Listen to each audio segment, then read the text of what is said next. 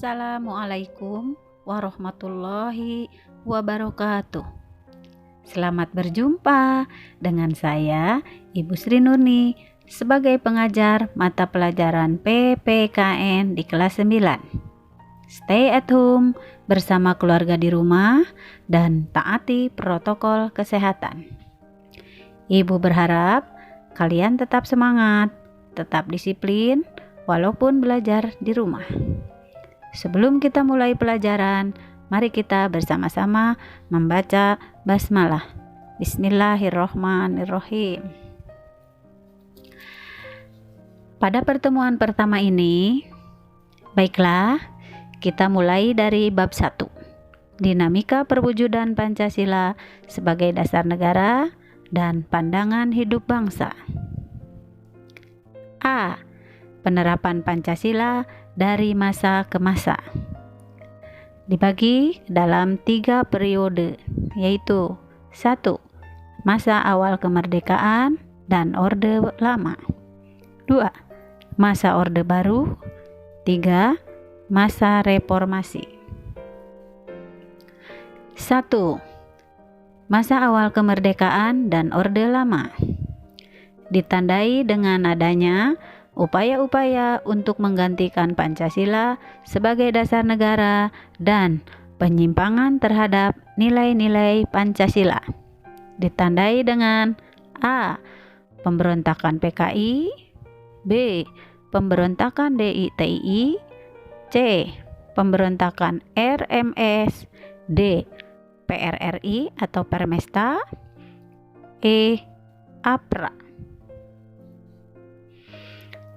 Selanjutnya, A. Pemberontakan PKI, Partai Komunis Indonesia, di Madiun, tanggal 18 September 1948, dipimpin oleh Musso dengan tujuan mendirikan negara Soviet Indonesia yang berideologi komunis atau mengganti Pancasila dengan paham komunis. B. Pemberontakan DITI, Darul Islam atau Tentara Islam Indonesia. 1. Ditandai dengan didirikannya negara Islam, dipimpin oleh Sekar Maji Marijan Kartosuwiryo, tanggal 7 Agustus 1949 di Tasikmalaya. Tujuan didirikannya negara Islam Indonesia atau NII yaitu untuk menggantikan Pancasila sebagai dasar negara dengan syariat Islam.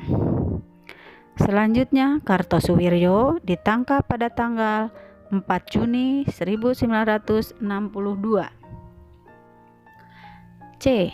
Pemberontakan Republik Maluku Selatan atau RMS, dipimpin oleh Chris Stephen Soumukil. Tujuannya untuk membentuk negara sendiri. Didirikan tanggal 25 April 1950 di Maluku. Pulau-pulau besar yang dikuasai adalah Pulau Seram, Ambon, dan Pulau Buru. Selanjutnya, D. Pemerintah Revolusioner Republik Indonesia atau PRRI, dipimpin oleh Syarifuddin Prawira Negara dan Pence Samuel, tahun 1957 sampai 1958 di Sumatera dan Sulawesi. Gerakan ini merupakan bentuk koreksi untuk pemerintahan pusat yang dipimpin oleh Presiden Soekarno. E. Angkatan Perang Ratu Adil atau APRA, merupakan milisi yang didirikan oleh Kapten KNIL Raymond Westerling, tanggal 15 Januari 1949 di Bandung. Westerling menganggap dirinya sebagai sang Ratu Adil yang diramalkan akan membebaskan rakyat Indonesia dari tirani.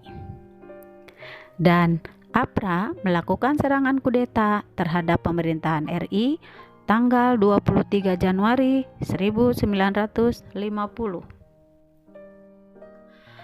Selanjutnya, perubahan bentuk negara dari RIS, Republik Indonesia Serikat, menjadi NKRI, Negara Kesatuan Republik Indonesia.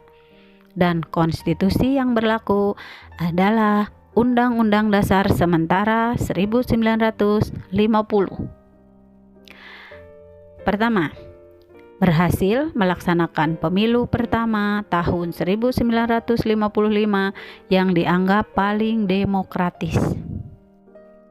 2. Anggota konstituante hasil pemilu tidak dapat menyusun Undang-Undang Dasar seperti yang diharapkan. 3. Terjadi krisis politik, ekonomi, dan keamanan. Selanjutnya, masa Orde Lama. Beberapa penyimpangan terhadap Pancasila dan Undang-Undang Dasar tahun 1945 diantaranya. 1. Presiden Soekarno ditetapkan sebagai presiden seumur hidup. 2. Presiden membubarkan DPR hasil pemilu 1955. 3. Presiden membentuk MPRS. Dan kesimpulan, perwujudan nilai-nilai Pancasila sebagai dasar negara yang telah dilaksanakan sejak masa awal kemerdekaan masih banyak menghadapi berbagai masalah. Bahkan ada upaya-upaya untuk mengganti Pancasila sebagai dasar negara dan terjadi penyimpangan terhadap nilai-nilai Pancasila. Demikian uraian pada pertemuan pertama. Setelah ini, Ibu berharap kalian bisa memahami bagaimana penerapan Pancasila dari masa ke masa. Terima kasih.